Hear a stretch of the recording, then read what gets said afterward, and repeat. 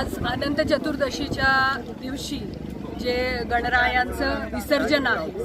संपूर्ण शहरभरातून सुमारे 2 लाखांच्या आसपास घरगुती गणपती असतील, बाकी मंडळांचे गणपती असतील, याच्यासाठी सगळी चोख व्यवस्था सोलापूर महानगरपालिकेच्या वतीनं करण्यात आलेली आहे। आमचे जवळपास 63 संकलन केंद्र आहेत, 11 घाट आहेत आणि याशिवाय जिथे आपण आता उभे आहोत तर ती हिप्परगा खदान जी आहे, याच्यामध्ये मोठ्या मूर्ती आणि इतर गणपतींचं संकलन केंद्रावरून एकत्रित केलेल्या असं विसर्जन इथे होणार आहे। तुम्हाला माझ्या मागे दिसतील की महानगरपालिकेने 4 मोठ्या क्रेन्स लावलेल्या आहेत आणि जी काही आवश्यक व्यवस्था आहे, मग ती लाईफ गार्ड्स पासून असेल किंवा इतर पोलीस बंदोबस्त असतील, कर्मचारी असतील, या सगळ्या गोष्टी आमच्याकडून करण्यात आलेल्या आहेत। सगळ्या संकलन केंद्रांवरती ज्या काही वाहनं लावायची आहेत, ट्रेलर्स लावायचे आहेत, तिथून गणेश मूर्ती इथपर्यंत वाहून आणल्या जातील, ही सगळी व्यवस्था झालेली आहे। किंवा खड्ड्यांची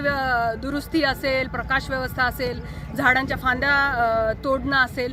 सर्व अनुषंगिक व्यवस्था अगदी चोख पद्धतीनं महानगरपालिकेच्या माध्यमातून करण्यात आलेल्या आहेत। मी आणि माझी टीम इथे सगळेजण आहोत आणि आमचा सगळ्यांचा प्रयत्न आहे की आजचा जो काही अनंत चतुर्दशीचा हा शेवटचा दिवस आहे, गणेश विसर्जनाची सगळी जी प्रक्रिया आहे तर ती निर्विघ्न आणि शांततेनं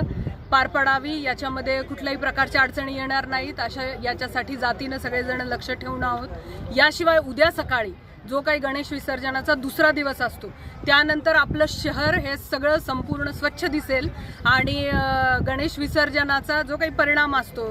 निर्माल्य किंवा इतर काही गोष्टी असतील, तर या सगळ्यांची व्यवस्था लावली जाईल असंही आम्ही नियोजन केलेलं आहे। माझी सगळं गणेश भक्तांना विनंती आहे की आपणही जे काही नियम असतील, आम्ही घाट आणि या सगळ्या गोष्टी बनवलेल्या आहेत, संकलन केंद्र आम्ही ऑलरेडी प्रसिद्ध केलेली आहेत, या सगळ्यांचा नियमांचं पालन करून आपणही हा गणेशोत्सव